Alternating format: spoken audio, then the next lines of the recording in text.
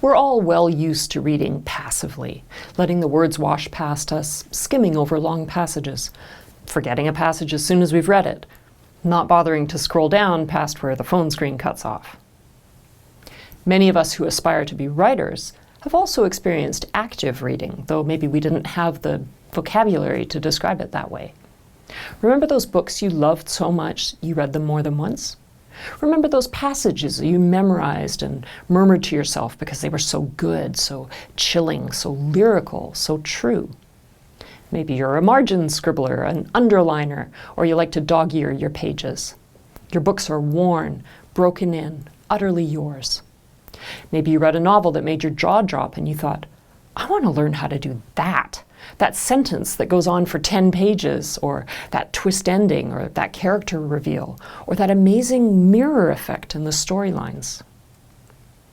Maybe you've done some of these things. Maybe you've done all of these things. The good news is that these are the tools of active reading. You likely already have the necessary skill set. It's a matter of remembering to apply it more often now that you're actively training yourself to be a fiction writer.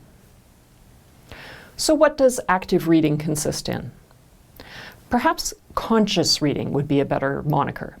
Whenever you stop to analyze, whenever you start looking through the lens of technical vocabulary, whenever you take notes on what you're reading, whenever you stop to think about how to apply a technique from one story to your own work, that's active reading.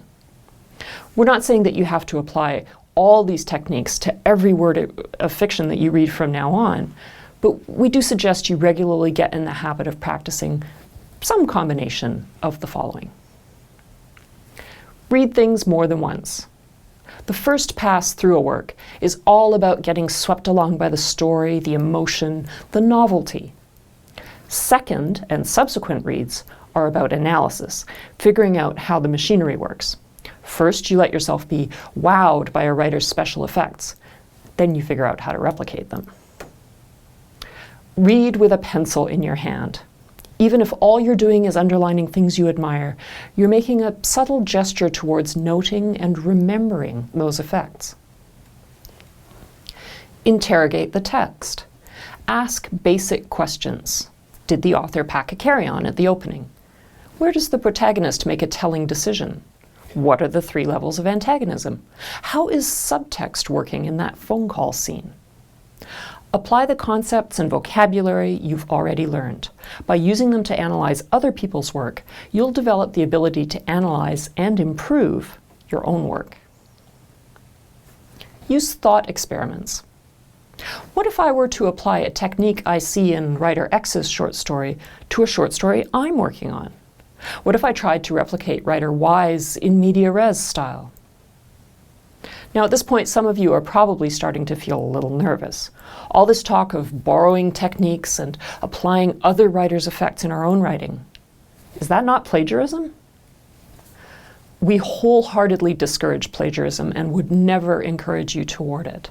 If you're not sure whether you're committing plagiarism, you can always check with an instructor or a TA. There's never shame in asking. It shows you're trying to do the right thing. Now, in learning from other writers' styles and techniques, you're developing a skill set. This only crosses the line into plagiarism when you use substantive content, phrases, sentences, ideas, without appropriate attribution. If you read David Mitchell's novel Cloud Atlas and decide to try a nested structure, that is not plagiarism. If you read Cormac McCarthy and decide to forego virtually all punctuation in your work, that's not plagiarism either. If you read Mary Claire Blais and decide that you too want to write a story that consists of one long single sentence, that's not plagiarism either. You become a plagiarist when you use the content of their work, their exact words or storylines. Taking advanced techniques and making them your own is the goal in virtually any art form you can name, so you can set aside the anxiety of influence. If anything, active reading will make you less likely to commit plagiarism, not more, because it's forcing you to engage with a work in an analytical, almost abstract sense, and apply those concepts in utterly original ways to your own unique work.